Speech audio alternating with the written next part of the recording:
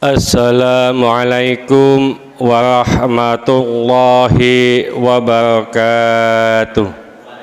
Bismillahirrahmanirrahim.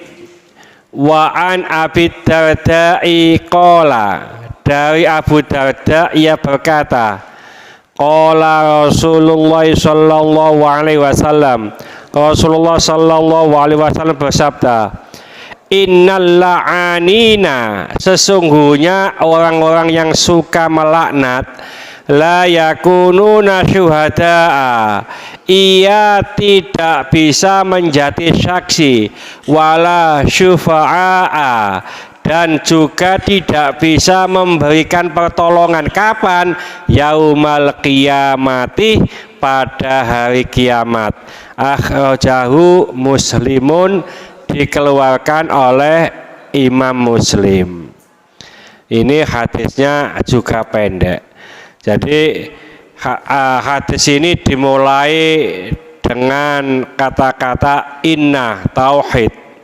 Sesungguhnya orang yang suka melaknat, ya wis pokok ngilokno, gampang ngilokno, itu nanti di akhirat tidak bisa menjadi saksi, gak payu saksine, gak iso menolong, ya tidak bisa memberikan syafaat. Loh Ustadz, katanya yang bisa memberikan syafaat itu hanya Nabi Muhammad. Tidak, semuanya bisa memberikan syafaat biidnillahi, dengan izin Allah. Ya, ada contoh begini. Dulu pernah saya sampaikan, di dunia ini orangnya ini suka memberikan minum, ya contohnya tadi nih ya, jadi engkai ngombe begitu ya. Nah suatu ketika ya ada si fulan itu dikasih minum, sewenangnya minta ampun Pak, hanya air putih. Nah pas saat di hari kiamat, yang orang memberikan minum ini masuk neraka. Nah yang dikasih minum ini masuk surga. Lalu yang namanya orang yang masuk neraka ini wadulang Allah. Ya Allah, ya Allah, saya kenal Pak Fulan itu ya Allah yang mau masuk surga. Iya ta? Iya. Pak Fulan didatangkan. Ya. Pak Fulan, siapa nggak ingat saya ta? Sopo ya? Ape mlebu swarga kan rada sombong dede, Pak. Awakmu nduk noko ya, gak sampe kenal aku iki. Kalau sing biasa nang kuasa. Oh, iya. Sampeyan tahu tak kayak ngombe. Oh iya. Benar. Akhirnya apa? Pak Fulan ini yang mau masuk surga minta kepada Allah, ya Allah, orang ini pernah menggembirakan saya dengan kasih minum. Ya Allah, berilah ia rahmat, ampunilah dosa-dosanya supaya bisa masuk surga. Masuk surga Pak, berkat pertolongan orang ini.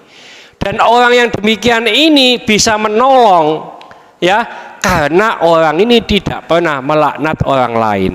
Tapi kalau orang itu suka melaknat orang lain, tidak bisa nolong semacam ini, tidak bisa menjadi penolong. Umpamanya ono anake mlebu neraka, ono bojone mlebu neraka, nolong tidak bisa.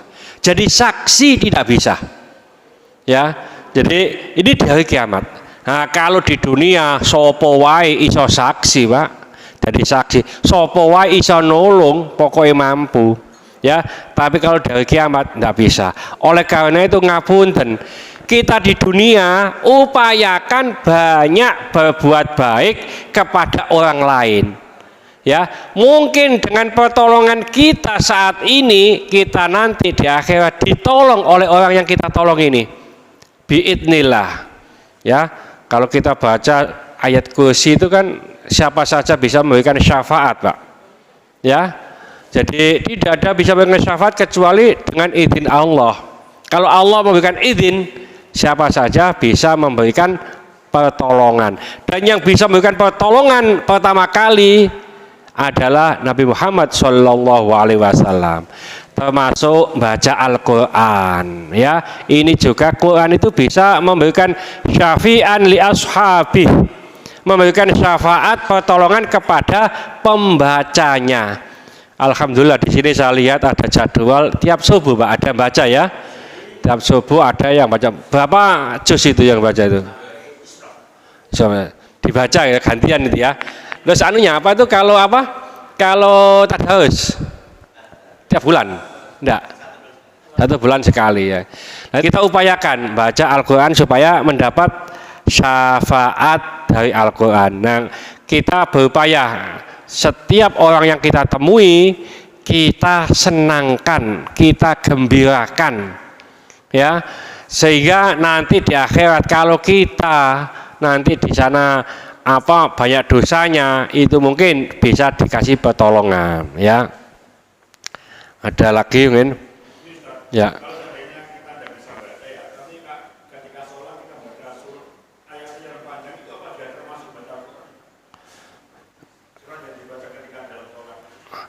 Ya, kalau membaca Al-Quran di dalam sholat itu jauh lebih besar pahalanya.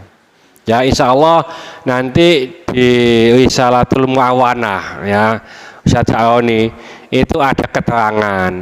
Juga di Irsyadul Ibad ila Sabili Rosad Syekh Saruji Al-Malibari ya, itu keterangannya barang siapa yang membaca Al-Quran dengan berdiri itu masih dalam sholat, 1 huruf dapat 100 kebaikan ya, seperti tadi nih 100 kebaikan.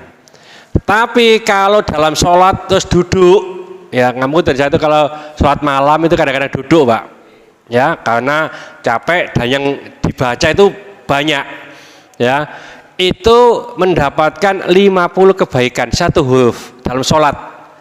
Lalu kalau kita di luar sholat dalam keadaan punya wudhu ya, semacam kita ini terus baca gitu ya, itu dapat 25 kebaikan setiap huruf. Lalu kita membaca Al-Quran tanpa wudhu, kok bisa tanpa wudhu? Ya nggak dipegang ya anunya ya, atau hafalan begitu tanpa wudhu, itu mendapatkan 10 kebaikan ya. Jadi itu sesuai dengan hadis Rasulullah itu ya, man qara'a harfan min kitabillah ya, barang siapa membaca 1 huruf dalam di kitab Allah falahu hasanatun, maka mendapatkan 10, wal hasanatu bi asyri amsalihha. Jadi 1 kebaikan itu ditikelkan 10. La aqul alif lam mim harfun, kata Rasulullah, saya enggak mengatakan alif lam mim itu 1 huruf, walakin alif harfun, walam harfun, wa mim harfun. Tapi alif itu 1 huruf, lam dan mim 1 huruf ya. Jadi kita upayakan kalau sholat, utamanya sholat sendirian, itu banyak membaca Al-Quran Pak. Enggak hafal Qurannya di sini, makanya kita sholat begini Pak ya. Terus kok jadinya, wah nih balik, tidak apa-apa dibalik begini ya, dalam kali sholat ya. Ini bisa dilihat di kitab Al-Majmu' Syarah Al-Muhadzab ya, bisa kita balik Al-Qur'annya itu dalam keadaan sholat. Tapi ojo pas ngimami Pak ya, ngimami terus dibalik begini repot nanti ya. Jadi sholat sendirian, namanya sholat sunnah ya, dari dalam sholat Pak apa. Terus umpamanya kalau hafalannya enggak begitu banyak ya, tadi itu baca kuliah 10 kali, nah kan sudah lumayan. Baca kulhu 10 kali enggak apa-apa ya. Jadi apalagi kue toy enggak apa-apa ya, kalau enggak hafal yang lain ya, itu Pak ya. Ada lain mungkin ya, monggo. Nah kalau salah tidak disengaja nggak apa-apa ya. Jadi kesalahan kalau tidak disengaja, wong makan apa babi aja nggak apa-apa. Famanitu goyo bagin wala adin ya. Jadi ini nggak sengaja terus terpaksa itu nggak masalah ya. Tapi kita upayakan. Kadang-kadang kita membaca sendiri itu koyok-koyok benar Pak, koyok-koyok. Barang sudah ditadarus ya, tadarus itu kan dari darosa ya, jadi saling belajar itu akeh salai lho, ngono ku akeh salai ji salano gak gelem meneh gak teko ya, gak teko meneh. Nopo aku ngaji kok salah tau sampai nang salah tok. Lho pancene salah. Dawa jadi ndek jadi dawa. Ndengue gak ono. Ya. Biasane ngapunten nek wis tuwek-tuwek ngene iki nek seket belajar sing endek iku didawak-dawakno soale cigeret ambek delok liyane kene ya. Jadi apa dipanjang-panjangkan nek sing apa belajar ket cilik insyaallah bacaannya sudah pas gitu ya. Jadi tidak apa-apa Pak, umpamanya kita salah tapi tidak disengaja, tidak apa-apa ya. Ini umpamanya kalau ini dibaca terus ini ada apa yang nyemak itu juga bagus. Seperti di masjid GKB Gresik Kota Baru di Gresik sana Pak. Itu ada di sini ada apa? Quran yang untuk nyemak dari sini. Dan memang apa? Ada yang salah juga. Ya. Jadi ada yang salah karena kita baca di situ dengan baca di sini itu agak beda. Ya, agak beda ya. Utamanya nek nafase gak kuat, wis tek mudhun nduk ndi wae, lewe nduk ndi wae, iku akeh salahe. Ya. Dan lewene kadang-kadang tidak sesuai dengan kaidah wakaf. Ya. Yang pas ngapunten Ibu-ibu, kalau baca Al-Qur'an sebelum nafasnya habis berhenti. Nah, untuk orang awam mana saja sih yang bisa untuk berhenti itu adalah dhamir alaikum hum semacam ulaik berhenti di situ boleh wa yaqulun seperti tadi itu ya itu untuk berhenti. Untuk ngawalinya itu adalah kata sambung itu hatta summa wa itu kata sambung itu untuk awalan, fa itu kata sambung. Nek gak paham artinya itu gampang ya. Atau berhenti di illa itu untuk akhiran baik, untuk awalan juga baik ya. Wal asri innal insana lafi khusrin illa kan untuk akhiran, untuk awalan baik illal ladzina amanu untuk awalan. Kecuali di Al-Quran itu hanya dua, illa itu untuk akhiran nggak baik ya, di surat At-Taubah nanti ada ya, untuk akhiran nggak baik tapi hanya untuk awalan saja, karena dua illa itu artinya bukan kecuali ya. Di Quran itu hanya dua itu ya. Jadi sebelum habis nafasnya berhenti alaihim, nah itu di him hum alaikum tapi Rabbana berhenti di situ ya. Jadi domil itu untuk berhenti bagi orang awam yang nggak paham apa artinya.